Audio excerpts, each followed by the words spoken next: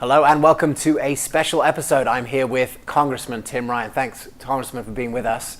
Our audience is really the integrative and functional medicine community, practitioners and doctors, and typically they're doing their work outside of the system. What do you see on the policy end that's giving them hope that they may have a more relevance in the future of medicine?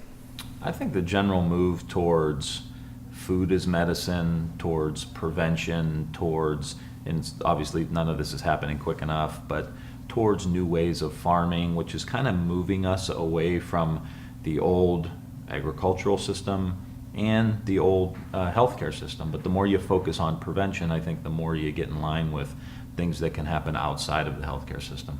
Beautiful. I know you've been a huge champion for food change. So what's sort of the vision for a new food system under Ryan? Well, the big issue is that we are subsidizing the very crops that get converted into really highly processed food. That's how the whole system is structured. That's how farmers are paid. Those are where the incentives are.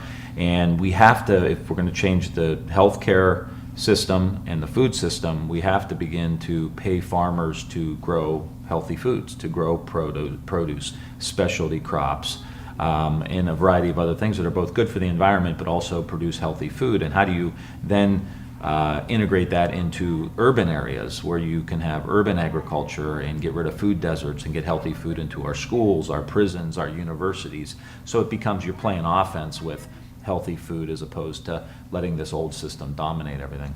Where are you seeing the most sort of green shoots of excitement and innovation? Is it across the country? Is it in Ohio? Or is it in certain pockets? You know, there's little pockets everywhere across the country. If you go to a place like Milwaukee, they have this very robust urban agriculture initiative there that is permeating the community. You go to places like Cleveland, Detroit, places you wouldn't normally think. In the South, you see urban ag initiatives.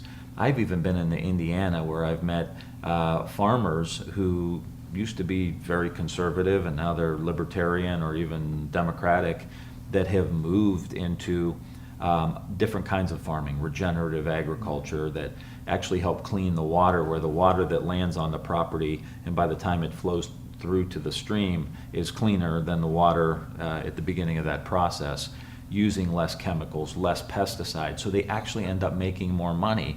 So these things are happening all over the country, and I think it's our job at the federal level to find out what's working, what are the best practices, and then throw gasoline on that because it's good for the environment, it's good for the healthcare system, it's good for the food system, and it saves a lot of money in the long run. Beautiful. And what about on the sort of the access end, on the other end, so the demand end? Because the supply you can do a lot with, but you've got to have people want to have healthier foods too. Where do you think what's working on that end that you see? Well, some ideas are, how do you increase, for example, with the SNAP program, how do you increase the amount of money you can get to buy healthy food?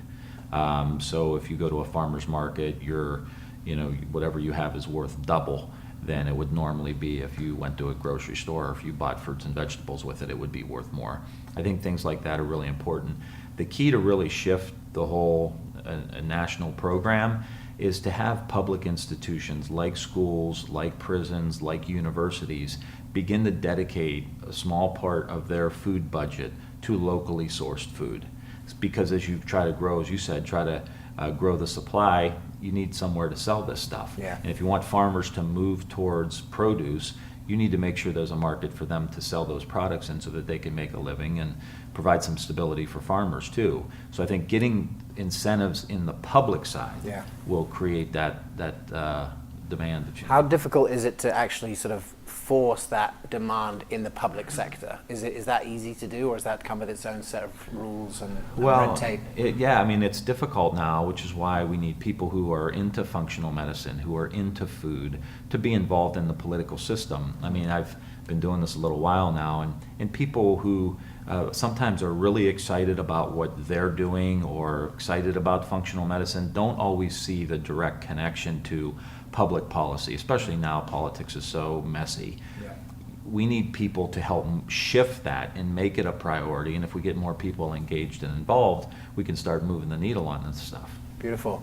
So just to switch gears a little bit into the healthcare piece, because that's what a lot of our community cares about, a huge issue is this opiate crisis that's going across, and I know it's big in your state and it's big, all across the country, and yet there are all these practitioners sitting at home saying, I know how to get people out of chronic pain without drugs. Yeah.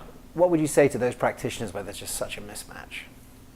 Well, I'm one who's trying to advocate for getting them into, for example, like the Veterans Administration, to get some of these practices more lined up for the VA to use to help with drug addiction, for example, and trying to promote more and more things like mindfulness-based stress reduction, diet, acupuncture, some of these things that are really helping people deal with their addiction, have that more accessible, to have it reimbursable by for psychologists or doctors or whoever's teaching it.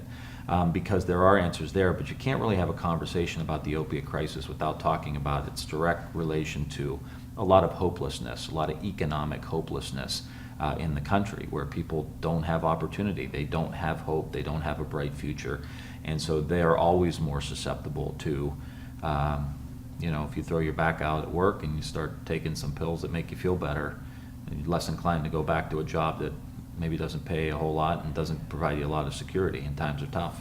Yeah, absolutely. Is there a sort of a momentum in Washington and also in your home state to really get to the bottom of this? Yeah, this is one of the few bipartisan agreements we've had with the CARA bill, the Comprehensive Addiction and Recovery Act, where Democrats and Republicans have both come together and put some serious money behind, starting from the first responder, law enforcement, prevention aspect of it, and then also getting into the saving people's lives right on the street, and then also with the recovery process and making sure that people are getting the kind of treatment that they deserve. That's why the Medicaid expansion was really important for states like Ohio with high opiate use, because a lot of people access treatment through that Medicaid program. And so you need to do it on the front end, in the middle, and on the back end with the treatment. How do you see making the argument for this when you're out there talking about prevention, talking about saving money down the road, whether it be with food or integrated medicine or mindfulness? What are some of the key things that you've been able to use, and assets that you've been able to use to change people's minds? Because prevention's not always easy to sell. Yeah, I think a lot of it, using athletes, using the Tom Bradys and LeBron Jameses of the world, and just looking at how they function at such a high level. What's their diet? What's their discipline like? To have doctors like Mark Hyman and others really talk about the importance of it, which is why we are pushing a bill called the Enrich Act, which would teach doctors in medical school more about nutrition as a real solution to a lot of the problems that we have. So making sure that doctors are part of that, teaching it in the schools. We're doing a ton with trying to get salad bars in the schools and more healthy food in the schools, and plugging them into locally sourced food. So at all levels, really trying to do this. As I said, what's amazing is there's no solutions right now that are really going to come out of Washington. The solutions are all over the country. It's Washington's job, I think, to find out what those things are that are working, and then amplify them, and then have a political group of people in the country who are saying, yes, like that's the direction we need to go in.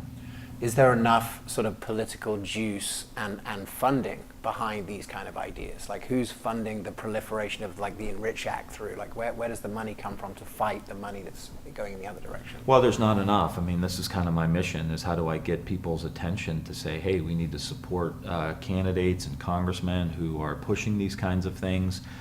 We need to push back on the food industry, the pharmaceutical industry, really the vested interests today that are making so much money off the current system, and the systems are clearly broken. So we need to build a political movement behind the new ideas. And if you don't have votes and energy and people who are going to knock on doors and do all the kind of the grunt work that's needed in a democracy, it's going to be harder to move the needle. But if you have that and a little bit of money, you can really go a long way and make some big change. Beautiful. Well, look, I really appreciate taking the Yeah, time with me. thanks. I know you're busy and going all around the country to light this mission on fire. And our community of practitioners and people that care about integrative medicine, I know, are looking for people in Washington that can make a big difference. So if you're watching this and you want to find out more about Congressman Tim Ryan, go to functionalforum.com/Tim Ryan. We've got a whole series of videos on there, great content. You'll be able to follow his progress as he goes around the country looking for these solutions and sharing them. Check out the Enrich Act. We'll have more information about that. But thanks so much for watching. Thanks so much, Congressman. Thanks See for you having me. next time. Thank you.